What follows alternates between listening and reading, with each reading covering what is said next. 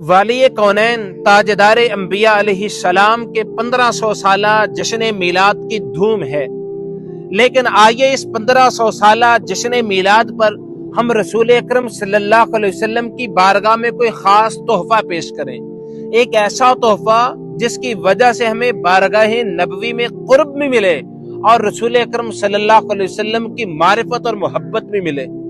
وہ تحفہ حسن اخلاق کا تحفہ ہے۔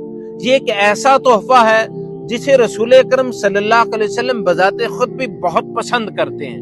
نبی اکرم صلی اللہ علیہ وسلم نے فرمایا، بروز حشر تم میں میرے سب سے زیادہ قریب ترین وہ شخص ہوگا جس کے پاس حسن اعمال کی نعمت سب سے زیادہ ہوگی۔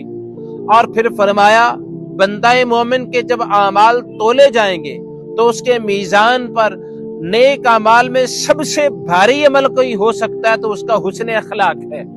آگے آج جہاں دنیا نفرتوں کی آگ میں جھلس رہی ہے، جہاں ہر طرف کینہ، بغض اور نفرت ہے، قدورتیں ہیں، ناراضگی اور دشمنیاں ہیں، وہاں ہم حسن اخلاق کی خوشبو سے اس معاشرے کو معطر کر دیں اور تہیہ کریں کہ ہم اپنے اخلاق میں بہتری لائیں گے اور کریم آقا علیہ السلام کے اخلاق کریمانہ کو اپنا لیں گے۔ یہی سب سے بہترین تحفہ ہے جو ہم بارگاہ رسالت میں دے سکتے ہیں۔